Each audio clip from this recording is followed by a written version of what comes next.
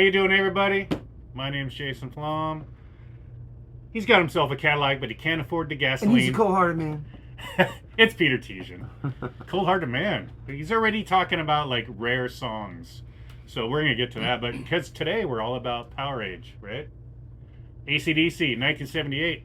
There it is in all its glory. I like to call it Powerage. Powerage. Powerage? Yeah, for you French-speaking folk. Yeah. AC/DC. We're going to talk about them. We're going to get to that in a bit. We have other fun topics first, right? By the way, this is any way you slice it. Yeah. You know you can't deny it. Thank you for tuning in. Peter, what do you want to talk about? Well, we wanted to talk about... I just thought it'd be fun to talk about Gene Simmons for a minute because, you know, we rarely have extremely negative things to say about kids because just growing up, I think it's a huge part of our life. You know what I mean? I stole my penmanship from Gene. I thought those square Greek E's and stuff were really awesome. Gene has awesome penmanship. Yeah. Look inside Alive at their letters. Gene's the best. And his whole, like, I don't do drugs, I don't drink. I lived by that forever, you know, until I actually was a grown-up and was like, yeah, I really just don't have time for it. So that's just the way it worked out. But you still don't do drugs or drink. I mean, I definitely don't. So I literally don't have time for it. I have kids now. You know who else doesn't? Who? Angus Young! Really? Yeah. He doesn't at all. Yeah. Which is weird. He's like a maniac on stage. And he's sober. He never really... Well, he drank. No. He never drank? Never. Really? Never. Okay, I didn't know that. Angus Young is completely sober. He always was? Chain smokes. Yeah. Yeah, always. Really? Always. Yep. Bon Scott did all the drinking in that I band. did not know that. And Malcolm. And probably all of them, but Angus. I didn't know that. That's Yeah. kind of Angus, cool. Yeah, it's like he's like a famous For him to be the sober madman. guy. You know I what know. mean? Like Ted Nugent, sober. I Look mean, at him. Yeah, look at this. On the cover of, what is it? Powerage, as Justin Powerage. likes to call it. Powerage. He's the madman. Sober. Powerage. Sometimes all you need is a little G4 to get you going. You know. Yeah, you know what gets him going? You don't need the hard Rock and stuff. fucking roll. That's what gets him going. All right, a little bit of riffraff. But we have other things to talk about. Gene Simmons, what were you saying? Yeah, I wanted. We took a couple notes here because Gene said some stuff, and a lot of podcasts kind of respond to it. I don't really want to throw any negativity towards Gene, but I do want to point out there was some silly stuff said. And He says a lot of silly stuff. he likes to say extreme things. Paul Stanley will say this. Paul Stanley will say, yeah, Gene likes to get that attention. And how are you going to get it? You know, Pete Townsend used to do it too. Say something really extreme that's almost just wrong, you know. A lot of people have. Yeah, and then they get that kind of attention. It's a way to control the media. I mean, look at Gene's. Gene's like that. Sensational like that. So look at his net worth, look at Paul's. I mean, you know, there's a reason why Gene likes that attention and it works for him. He gets TV shows, and, you know, I don't know. So what did he say? There's a lot of amazing jazz bass players like Jaco Pastorius and guys like Flea. I wouldn't call him a jazz player, first of all. When you put them in the same No. hemisphere at all. And guys like Flea, who is really good at his instrument, but I can't remember anything he plays, and I also do not like the sound of a bass being slapped. Well, first of all, isn't there some... On his first solo album, there's some bass slapping by Mr. Neil Jason, isn't there? What song is that on there? The you know, it's like a... Maybe True Confessions or something else. Oh, yeah. Yeah. Well, a lot of people probably don't like that on Gene's album, and he doesn't like it. Yeah. Sure, do the slap of the bass, you know, Yeah. because it's popular at the time. 78. So what do you think of playing with your thumb?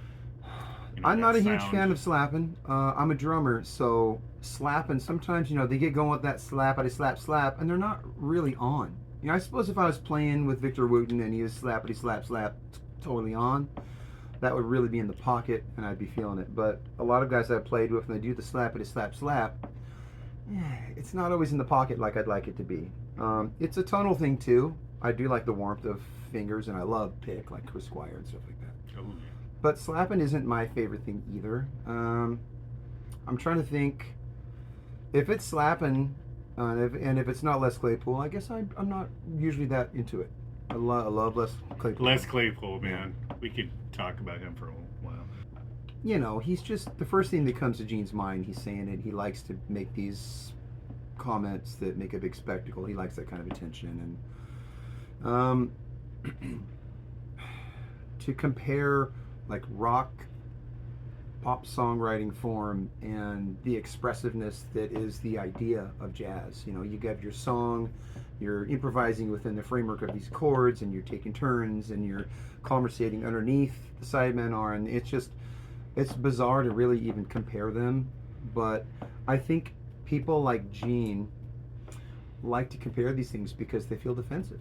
You know, he can't rip it like John McLaughlin or you know what I mean, or Jocko. So eventually they want to find something that's sort of wrong with them, you know. But just because they can play faster, Jocko, Flea, even McLaughlin, they're not playing. They ain't playing fast the whole time.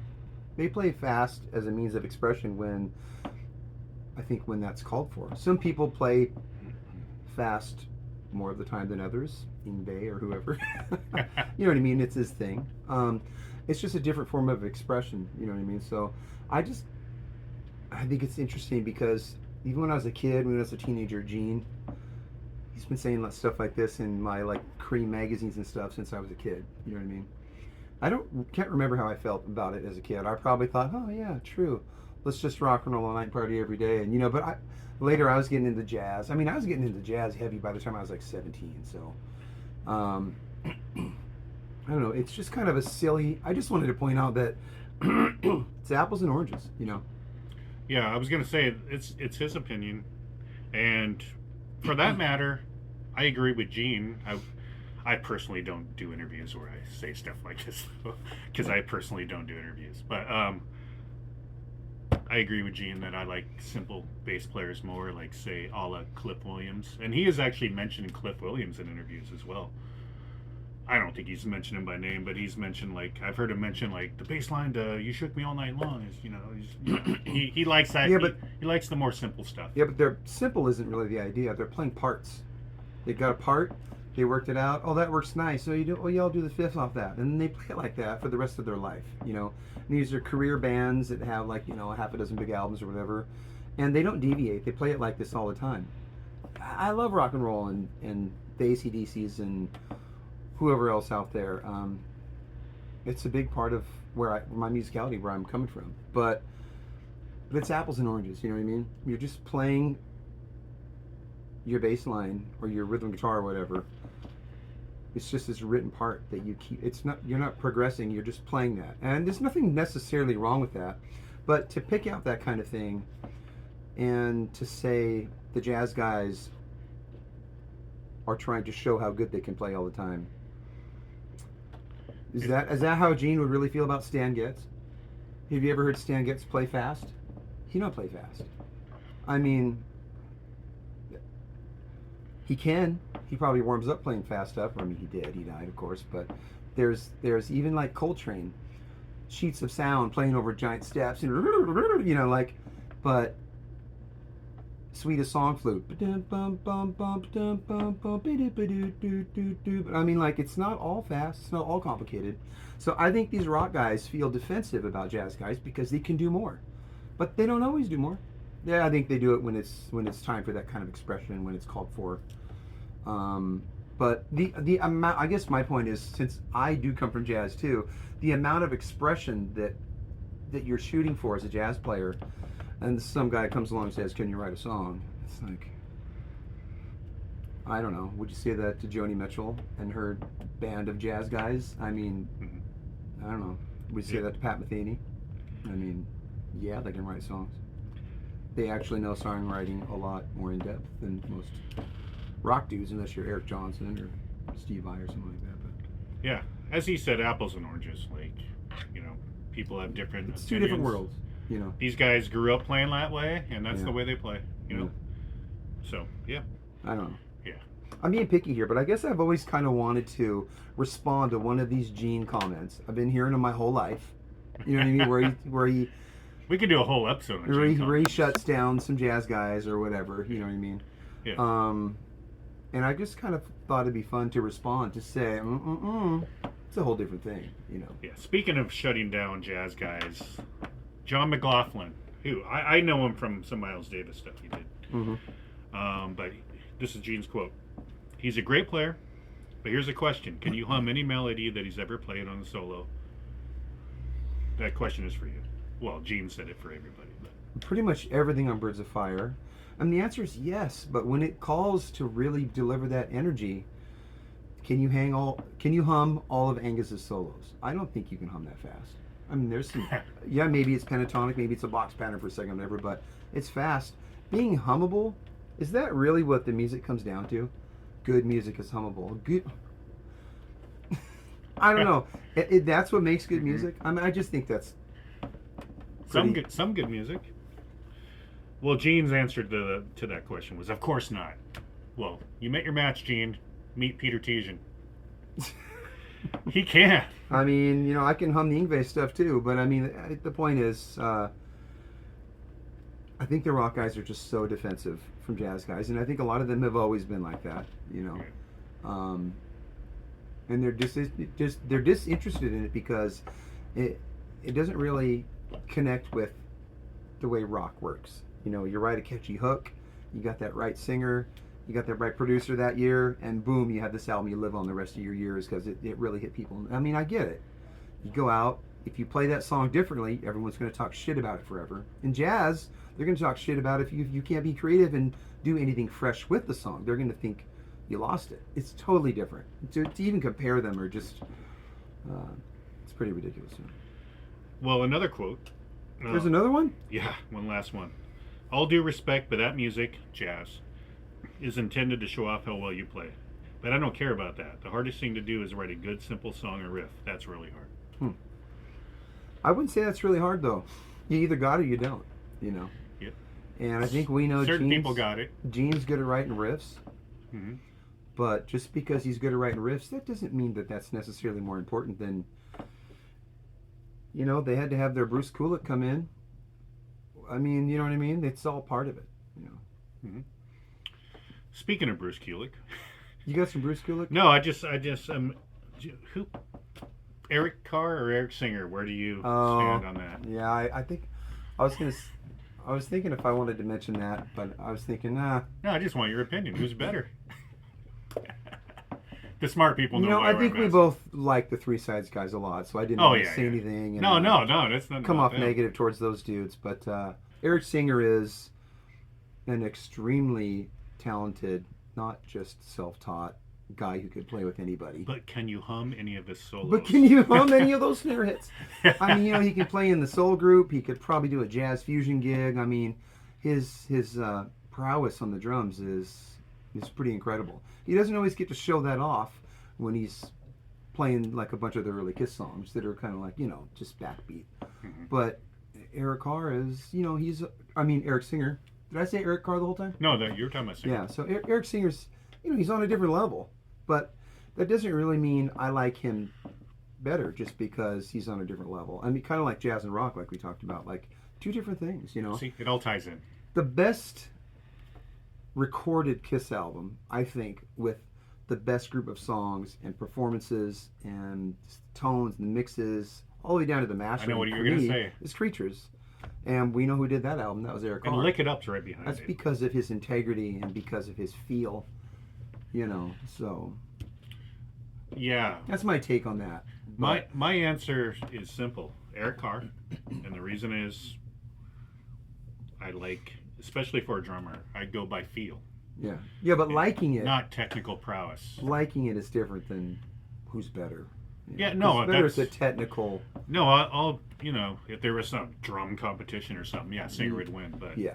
I prefer Eric Carr's style of playing. Yeah. You know, Saint and Sinner. Listen to that. Young and Wasted. You know? And if you watch the Three Sides episode, it's not like they were bashing Eric Carr or anything like that. It just, you know, that thumbnail was just worded in a way to where people just started digging in. Yeah. You know, including Bruce Kulick. Yeah. Yeah. Who, of course, was close to Eric in defensive for Eric. He's in a weird position because he's close to both Erics. Yeah. You know, so. Yeah. But Eric Carr, what a lovely human being. And we always talk highly of him. And we have an episode about his favorite drum tracks. Or our favorite drum tracks. Pete, and it only did so go watch it. Yeah, please. Get it to 1,000 views, please. Yeah, there's not a lot of Eric Carr episodes out there probably about his favorite drum licks or whatever. And yeah, check it out. Yeah. Maybe I'll put a link somewhere that you can check out. Oh, one more fun thing, because, we're fun here tonight, right? This is election night, by the way. So fun. This is election And night. we're taking a break from November the stress. 5th. Oh, man, such I stress. had a heart attack earlier. I went to the doctor. Here I am doing this. I'm going to go back to the doctor after. Yeah. It's not that bad, but... He was stressing earlier about, like, Connecticut's votes or something. I don't know. Anyway, I walked in and seen this. Sorry, I bumped the mic. Hope that didn't do anything. Yeah, Brady Bunch. Party game. Literally, that's what it's called. Yeah, there it is. Robbie Wrist. This is our... We need to get backing from the people who made this game. Mattel. So we just want to take a second, because if you haven't played this game, Yeah, it's the Brady Bunch party game. Yeah, and, okay, so let's let the cat out of the bag. Both Peter and I are huge Brady Bunch fans. Myself... This is going to bring pleasure to you and your intimate one. It comes in 4 flavors. So pour a glass of wine and play. So, no, seriously, this... I personally never played it, so I can't really do a commercial on it, but I'm sure it's fun. But I'm all about anything Brady Bunch. I've watched every episode. Oh, God. 5 seasons. I probably watched them all 20, 30 times. Do you like the later years with Bad Perm Mike, or do you like early years with... I like the earlier. Really? I like the first 3 seasons in particular. Oh, season 3 was good with the Hawaii... 3 into 4, there's some camping stuff. It starts. Oh, it starts a little. There's camping odd. stuff early on. It starts too. a little dark feeling or something. What is it? There's camping stuff early on. Remember when they lose Bobby in the woods, and the whole episode literally is Mike going Bobby. Literally, the whole episode. Spoiler alert! One of the best Spoiler alert! They find him. The last episode. It's called the hair. I think it's called the hair-brained scheme or something like that, where the shampoo... You're a bigger fan than me. The shampoo turns Greg's hair like orange on graduation day. Wow. And he's freaking out. But that episode has some fun trivia. Mike Brady, the dad, Robert Reed, refused to take part in that episode. Really? But he was on the set, like, heckling people the whole time and causing scenes and stuff. Really? That was the last episode of the Brady Bunch ever. Wow. They discontinued after that. But there's so much. It's almost like in Kiss. There's so much drama and behind the scenes stuff. I've read every book, including Greg Brady's I Was a Teenage Brady. I've watched every documentary. So Brady Bunch, love it. Rules. The last couple seasons, I don't even own those. I'm not a fan like you. I need to pick those up. Oh, really? But I saw I got some them of all the in a set. Really? I didn't get the box set, but I remember seeing some of those live when they aired. Because that was like what ended in 79, or when did it end? Oh no, Brady Bunch ended in like 74. 74, yeah. It started in 68 though. Yeah. Do you have streaming services? Yeah. Or anybody out there? The Brady Bunch is on, God, I want to say Freevee, but here's the thing. They'll put a season on, but there'll be like 1 or 2 episodes missing from that season. And one of those episodes missing is my favorite Brady Bunch episode of all time, called Two Pete's in a Pod. It's like their Halloween episode. Why is it missing? Probably because people like me love it and they want you to buy it. Oh. But I own the DVDs anyway. I don't need to buy it. Yeah. But anyway, it's the episode where there's a guy at his school who looks exactly like him. And again, spoiler alert, it's played by the same Christopher Knight. It's the same guy. It's Peter. But long story short, Peter has a date with somebody, and then he ends up having 2 dates and has to, how's he gonna solve this? Well, there's a guy at my school who looks just like me. Let's get him to date the other woman. That's fun, man. Yeah, that's fun when shows could do there's a lot of hijinks, ridiculous storyline like that and get away with it. Two Pete's in a Pod, and we watch it over and over. Yeah. Brady Bunch. Okay, now we're gonna turn the clock totally in a different direction to AC/DC Akadaka. You know what's funny? The other night, Akadaka Powerage. My wife and I were talking about AC/DC, and she brought up the Black Crowes because they like AC/DC, especially Rich Robinson. Yeah. But she goes, yeah, this was random too. She goes, yeah, I was watching interview with Chris Robinson, he mentioned them and he called them Akadaka. He did? Yeah, so Wow. it's a thing, people. What the heck? Yeah, Akadaka is the way they pronounce AC/DC. For some reason, the way they say it in Australia. Huh. And I would love an Australian viewer to chime in about that. Is that true? Does that mean they call themselves Akadaka? I've never heard him say that, no. It's weird. Akadaka. All right, so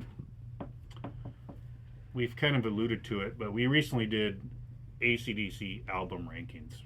And this one ranked high for both of us, and we're not going to give it away where it ranked for either of us. But we decided, let's do an episode on that one, because this is probably their most underrated album, I would say.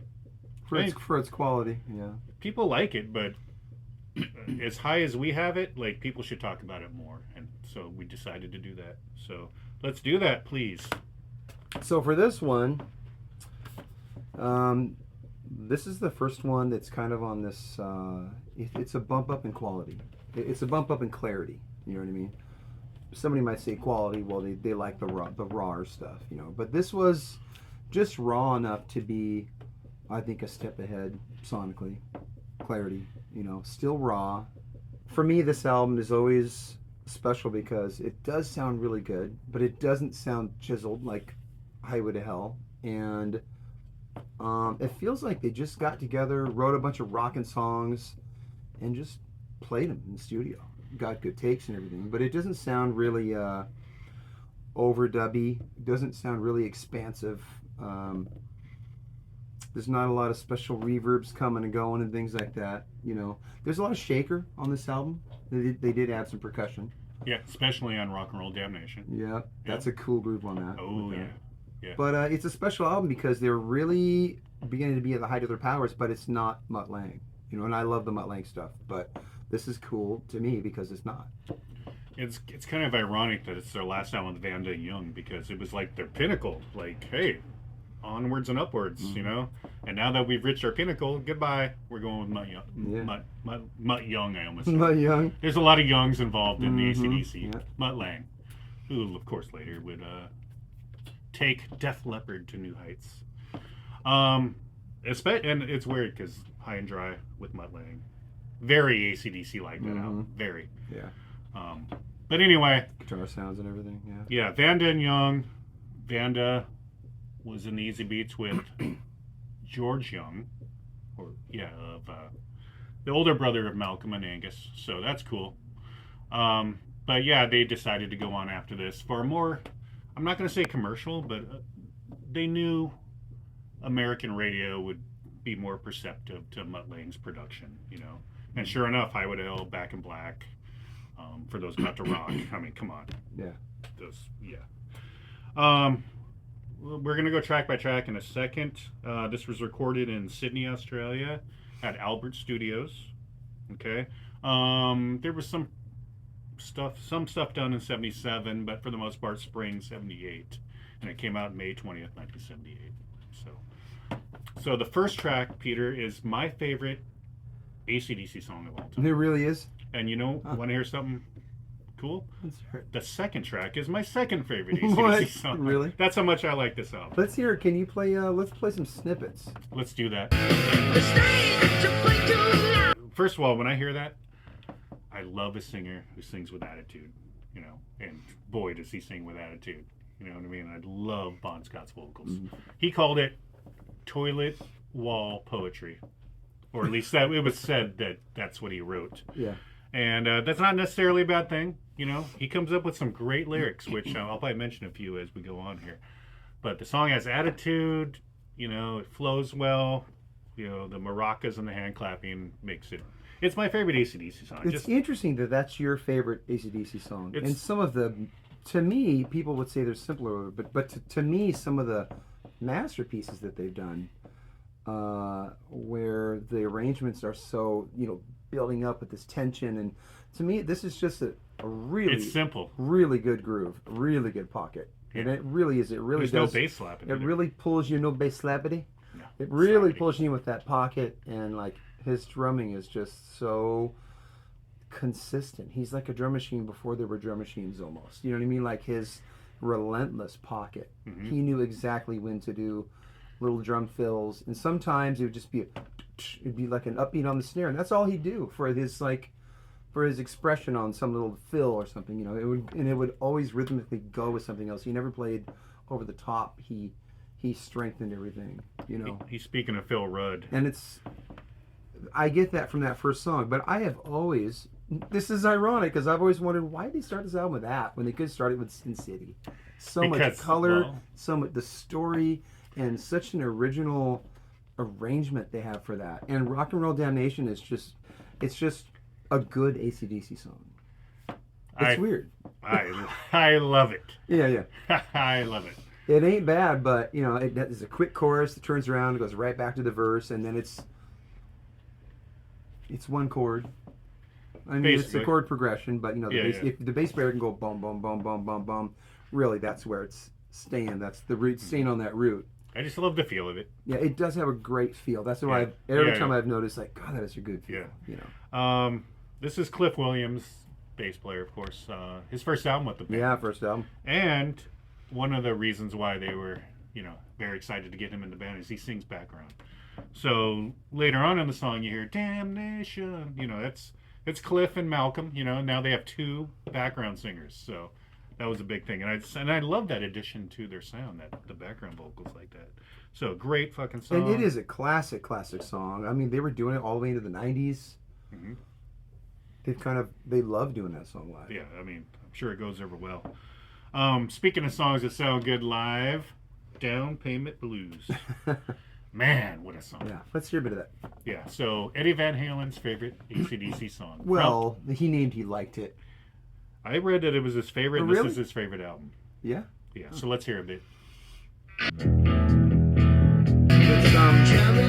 To me, the whole album are like these just driving songs where the verses, it's basically one chord or a riff within one chord, and it's just kind of like really straight ahead. A lot of the songs have really straight ahead verses and really straight grooves on the drums. But they build. There's a dynamic, and then there's a good energy to the album too. And I think for me, I think it's one of Bond's best albums. His vocals are really, I think his vocals are really special on this album. You said you like his lyrics a lot on this album. Oh, yes. I like his performances, is what I notice. Mm-hmm. Like even when I think there's a couple songs in here that are kind of average AC/DC songs, his vocals. Like the next one. Damn, that's really good. Like the next one. Yeah. But yeah, Down Payment Blues, it's just amazing. I like the way in the early days, if you can call this the early days. Mm-hmm. I mean, they weren't hugely popular yet, but they had a lot of songs about becoming rock and roll stars, mm-hmm. or not having a lot of money, things like that. Yeah. And how things changed in a couple of years. But yeah, Bond was like he wrote down to earth lyrics. What did I say earlier? Toilet wall poetry. Yeah. No, great lyricist. I read some quote. Somebody said we wanted a singer and we got a lyricist. Mm-hmm. But I love his snarling voice. He's like a young punk. He's really snarly on this record. Yeah. And then punk was popular at this point too. Mm-hmm. That might have even pushed his snarling. 1978. Can we hear his solo really quick on that? Yeah. I think that's a killer solo on that. One good cool thing about Angus's solos, a lot of the good ones, they start out with the root note. He's just holding that. On this song in particular, he does it 4 times before he even starts the solo. I think it's a B note.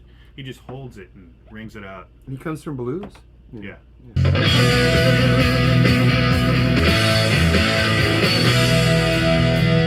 So, amazing. In drumming, I've been influenced by lots and lots of people and genres. And for guitar, my favorite guitar players that I want to play like when I sit down, and if I can play some of their licks, I'm happy. And that's Ace Frehley, Tony Iommi, and Angus. And I'll still pull up a video every now and then. I want to learn a new Iommi lick or an Angus lick. Those are my 3 very favorites because the soulfulness and those just killer like Chuck Berry hooks, taken to another level. I just love that. I love that about rock guitar. And Angus, in our last episode, we talked about all the AC/DC albums, went through and did our ranking. I don't even know if I said how special Angus is to me. It could just because he comes from blues, so it could just be one note. It's how you hit the note, And his vibrato is so good, and his pitch is bending. I was really happy to hear that you suggested doing this because we just did an AC/DC episode, and there were a lot of things I didn't say then that I wished I would have said that now I can say. Yeah. What he just said, yes. Angus and Malcolm, I mean, you can't say enough about those two, especially when they play together. A lot of times their stuff is 1-4-5, and when he gets to solo, he's basically soloing over the one. He's soloing over this one chord root for a while. But on here, there's changes back and forth going on. He's going over 2-3 chords. You can tell, and he's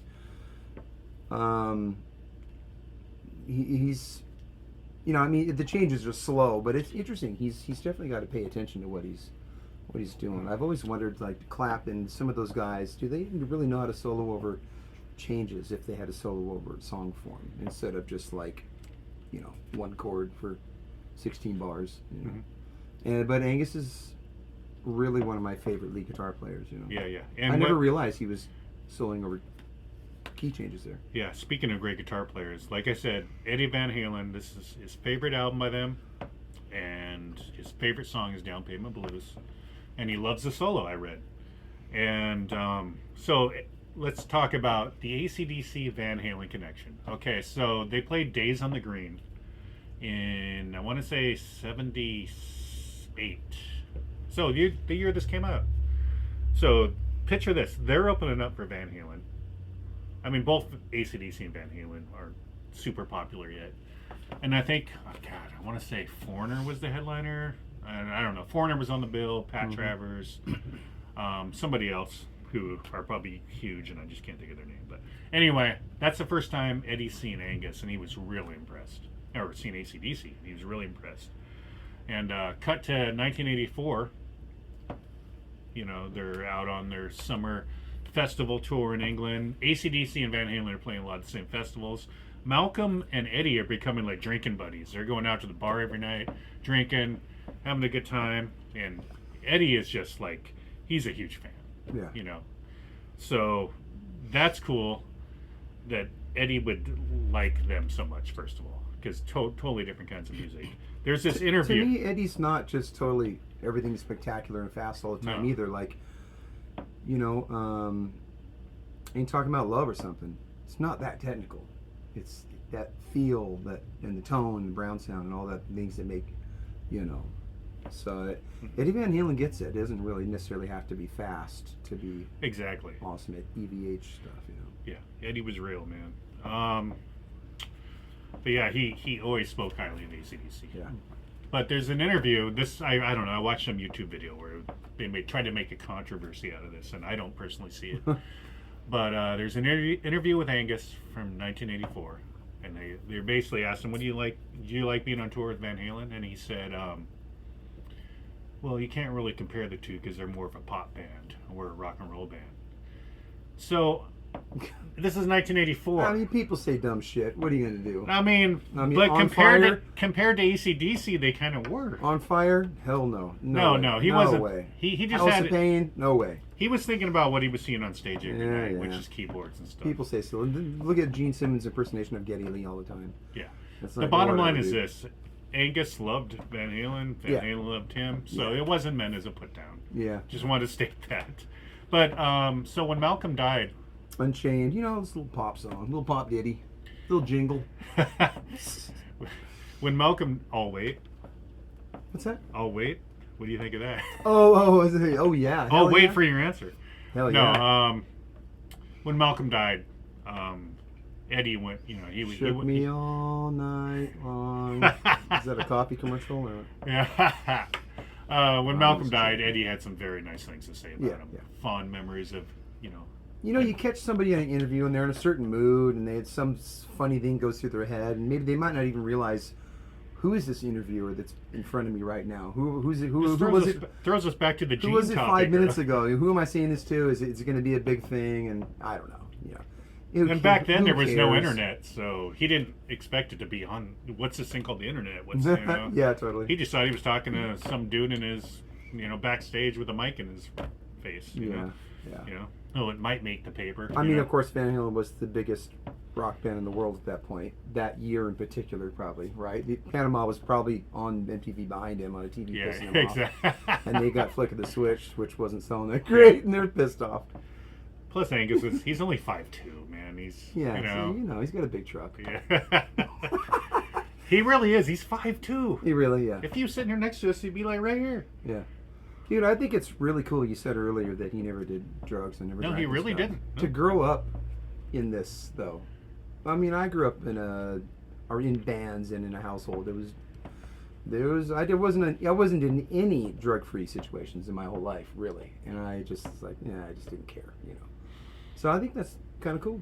Yeah, and Not that you gotta be that way, but it must have been. I'm not gonna say tough, but he was in a band with like guys who like to drink and do other stuff. And but it's Angus, interesting. Angus It's at kept least it together. interesting. And he's the guy on stage running around like a maniac. Yeah. So go figure. Yeah. What's What's next, Jason? Give me a bullet. Let's hear a second of that. Interesting. It sounds like the bass out of tune. Yeah, On the chorus, I thought I heard a chorus. bass fill, which Cliff Williams isn't known for. It was either some interesting note choices or a little out of tune or something. I mean, I know what you're talking about. Yeah. It's not my favorite song on here, but it's another good, just medium tempo. Like he said, they found a pocket and they went with it. I think that you hear when the bass, when it's AC/DC bass, boom, boom, boom, boom, or boom, boom, boom, boom. You know what I mean? It's like, think about how many interesting melodies and lyrics Bond has to come up with on these verses where there's not much happening at all. You know what I mean? He doesn't have much to work off of as far as, if you watch the Beato channel a lot, he'll be talking about what makes these melodies and these great songs great is because they're landing on certain notes over on certain chords, and it's like, oh. And with this, it's just this modal jam on these verses with a little riff interwoven.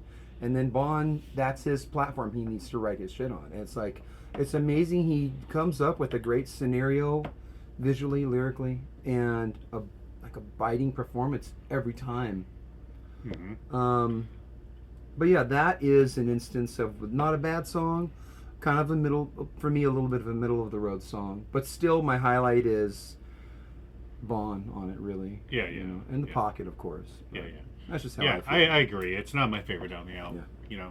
Matter of fact, I came in here and we were talking about songs on the album, and I called it my least favorite. Yeah. God, just hearing it right now though, God, I don't have a least favorite on I mean, it's killer though. Where would Cold Hearted Man? Where does Cold Hearted Man sit on the Australian version? Do you know where it sits on the album? I want to say it's maybe right after "Give Me a Bullet." It's on side 1. I wish it were on here instead of "Give Me a Bullet." I like Cold Hearted Man a lot. Yeah. Well, you could have them all because there's only 9 songs. That's true. When the CD came out, they should have put them. There's probably a version out there that has it on it too. I don't know. And by the way, we are going by the American CD version. Yeah. There's different track listings out there. So Riff Raff. So now we're getting into Riff Raff. And we don't have to play every song, but for me, a lot of times in the old days I put the album on halfway through, or even started on side 2. I always loved side 2 of this album. Oh yeah. Get to that, but Riff Raff is just so killer. It's so much energy. It's a frenzy. It could have been. It's the like opener. a shark attack as a song. I think it could have been the opener. I think they used to open their shows with I know it. you love Rock and Roll Dalmatians. Dalmatians. a lot of 102 lot of polka Rock and dots. Roll Dalmatians. No, and it's a killer song. I think Dalmatians. Rock and Roll Dalmatians. I think Damnation should be on here for sure. But I think the Peter order. hates that song. I think the order could have been different. I do. What if Riff Raff started or Sin City? That's what I think. Those are standout AC/DC songs, I fell in love with the album as it is, so. But I love it definitely comes in with that driving pocket. It does do that. But Riff Raff. And why is Sin City not on the live album? What the hell? That would have been great to have that on the live album. True. Yeah. To me, Sin City and Problem Child are very similar in feel. Really? Yeah. Yeah, kind of riff-wise, and maybe they didn't want 2 songs so similar. I don't know. I don't know. I guess, yeah. But Riff Raff is amazing. Meant for the live stage. Playing that guitar riff. Meant You for play the that live guitar stage. riff at home over and over. Yeah. Yeah. To me, Riff Raff is kind of up there with energy and the way it builds and stuff, like Whole Lotta Rosie or something. Although Whole Lotta Rosie has a magic arrangement that's just, and his lyrics are just, there's nothing like it that's like, that's in their top. I was, looking up AC/DC info today on the old interwebs, and I actually found, I don't know how many years ago it was, but they found who Whole Lotta Rosie was written Oh, they did. some Australian, let's just call her a streetwalker. But yeah, I think the song even says she weighs 9 stone or something, which I guess means 266 pounds. Yeah, it's just That's funny like me that after she's COVID. a real person. Mm-hmm. I don't know what her name is, Rosetta Rosie. something. Yeah, Rosetta. Yeah. You know. And apparently there's a whole lot of her. So Yeah. yeah, I would like to think at this point she's not a streetwalker and she's retired from that. Mm-hmm. But yeah, Riff Raff, we can't say enough good things about. Sin fucking City. Let's hear a little bit of Sin City, can we? Let's do that. Love Sin City. I want to introduce this like Steve Slayton. Mm-hmm. I don't know their name, but their initials are AC/DC. AC/DC.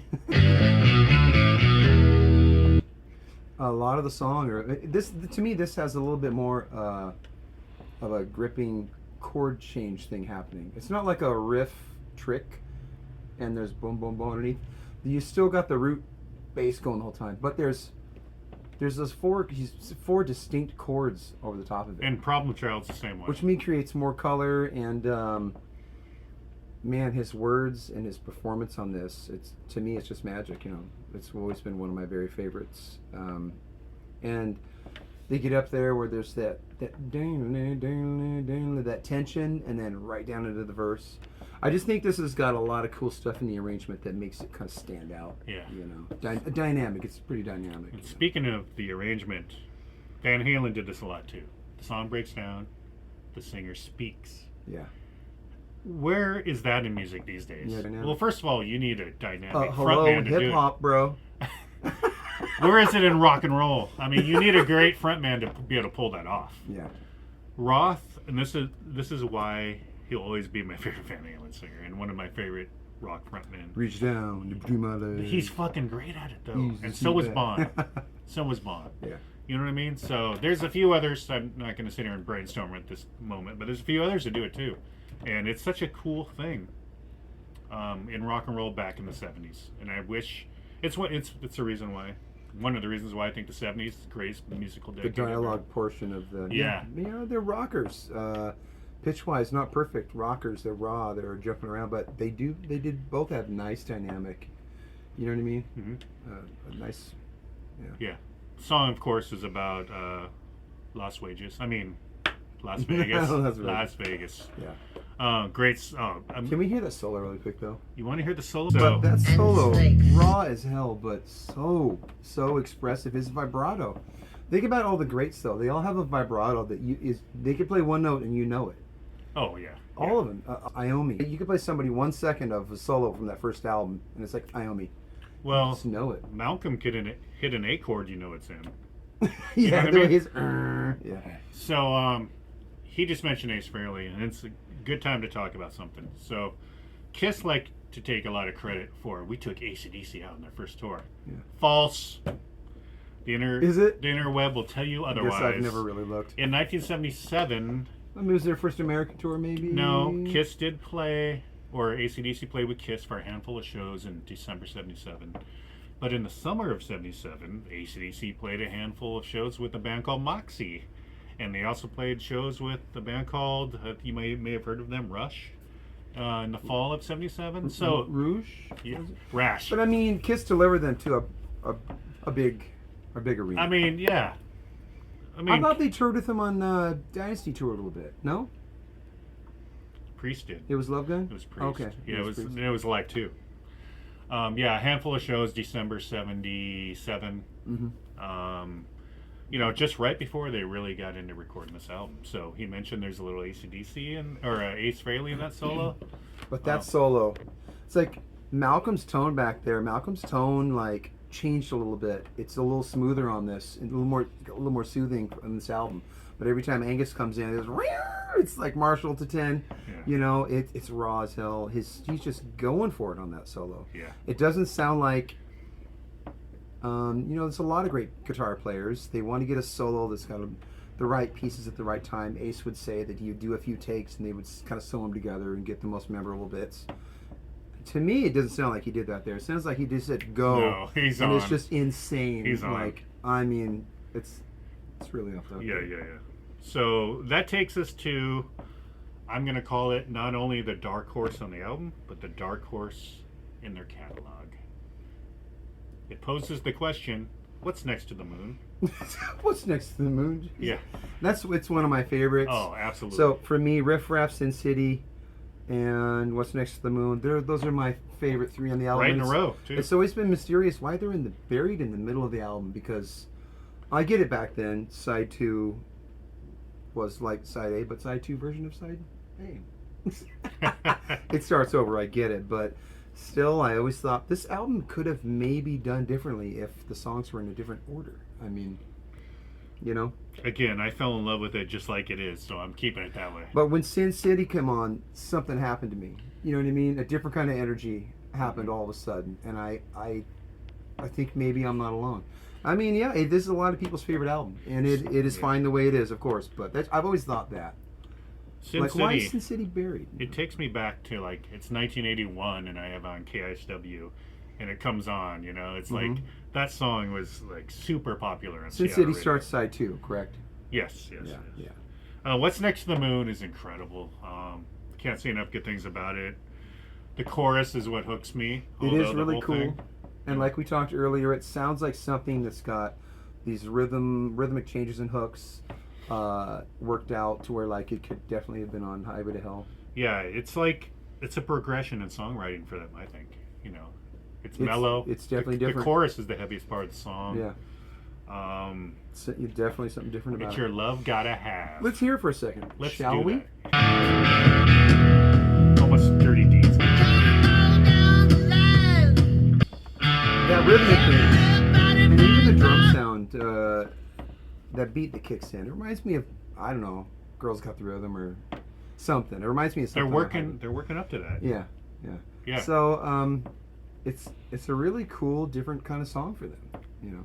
It's amazing. I'm gonna place it as my 4th best on the album, just because, I mean, Rock and Roll Damnation, Down Payment Blues, and Sin City, and then this, and Riff Raff, and then Kicked in the Teeth later. I mean, come on.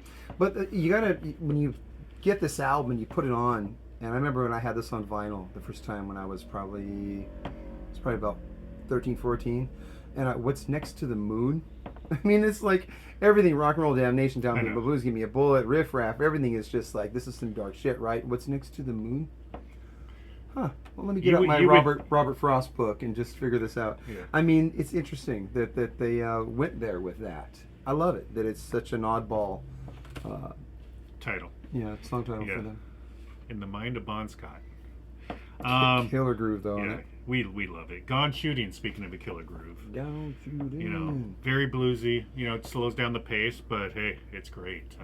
Apparently about I think it's fictional, but about a woman who, you know, like to partake in the darker things in life, because he means shooting, not shooting. For me, that's that's not the strongest one for me on the album, but no, it's a great song.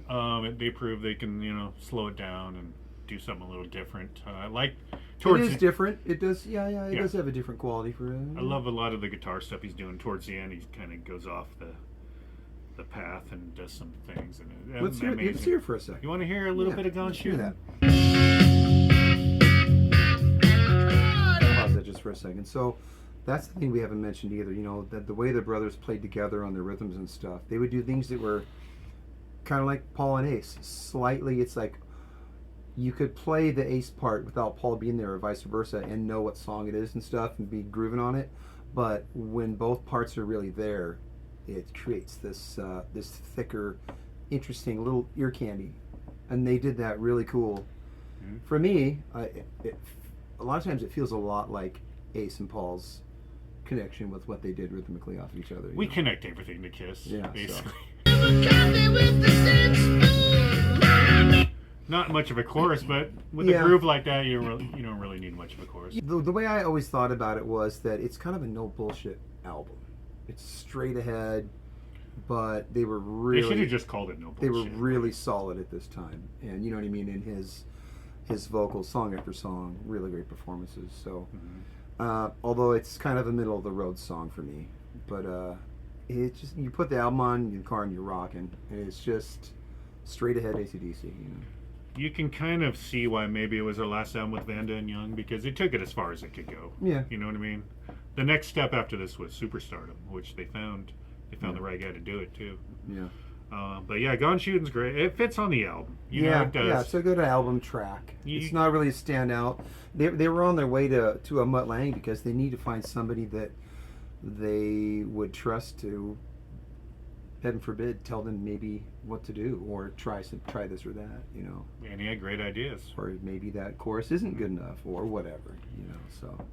And I think one thing I will say is Highway to Hell has the best flow of any AC/DC album. So maybe he had something to do with the track, you know, listing the sequence of that. Yeah. But yeah, we'll do Highway to Hell someday. Yeah. I'd like to do them right in a row if you're down. Yeah, we can do Highway next. Yeah. So next, Up to My Neck in You. Let's hear a bit. Really quick. Pushing that upper range. I was gonna say they have two ways of doing verses. They're gonna quiet it down a little bit, like in Sin City, and give Bond like the spotlight, or they're gonna just it's rip roaring rock, like in Riff Raff or this, and Bond has to try to keep up with. There's marshals in the back, just like whoa, and he's screaming his heart out right here. And I will say evidence that why Highway to Hell turned into what it turned into for them. In the intro, like the toms right there, it sounds like the toms aren't even mic'd, really. You know what I mean? Like it's Mutt Lange had something to say about that. It is great. Like I said earlier, I think it's great because it's not a Mutt Lange album, but they're at the height of their powers. But they probably could have used a little more thought into the production. Like, let's crank those toms here because that's a big tom fill that comes in, you know, and they're not powerful, you know. So one of the things that Mutt I'm sure noticed and changed. Yeah. So let's get back to it. Let's hear some screaming Bond. Just a great deep track. Yeah, good straight ahead. You know, you don't get many second to last songs on albums that are that good. You really don't. Great track. So next up, just like the title implies, Kicked in the Teeth. What a punch to a lot of people album. Love this tune. I love it. Yeah. I love it. Yeah. Let's hear it for a second. And again, another song meant for the stage. Yeah. And we're gonna get to Cold Hearted Man here in a second as well. Kicked in the Teeth. You know, another song where I would have moved it up. I would have moved it up in the order of the album. I don't know, though. It's such a great album closer, too. I mean, it's a good problem to have. I just don't always make it through Gone Shooting to get to the... I don't always make it through that one. You know, if I'm in the mood to hear the whole album, but sometimes I'll put this album on just to hear those three tunes right in a row, you know. Because you're gone changing those tracks. Those middle tunes. Because I'm gone changing tracks. But that song, yeah. It's a good name. No, it's, yeah. Meant for the stage. I mean, I haven't looked back at their set list for the tour, but God, I would hope they did that, you know. Think about this. You're into this album, it's their new album. They're coming on tour. You're hoping they do that live. Yeah. You are. You're like, hope they do Kicked in the Teeth. It does kick ass for sure. I wonder, you know, every time I hear Angus's sound come in, that makes me wonder what they changed on his amp or pickups or what was it? Because he doesn't have this raw sound with that little tweaky bit of high end almost feeding back all the time. He doesn't have that on Highway to Hell. He's got a different sound on there. I wonder if it's just, you know, another mic over here, mic in the room, blending them, or maybe it's different tubes even. I mean, I just wonder what it is, because his sound changed between this. Different producers, you know, do this different album things. And Highway to different Hell. engineers they bring with them, you know, that kind of thing. Sometimes it's down to the player too, and just personal changes they're making at the time. I wonder what changed with Angus between here. Well, let me ring him up. Call him. Angus, what's up, bud? So Peter has a question for you. He said he started playing the BC bitch. BC rich bitch. Yeah. So Angus Young, we do have one more song to talk about because there was a track on different versions of this album. Never made the American version for some reason. It's called Cold Hearted Man. I think it's a great. Cold Hearted Man. I think it's a great, memorable tune. It is good. Let's hear it. It's very good. Yeah, let's do that.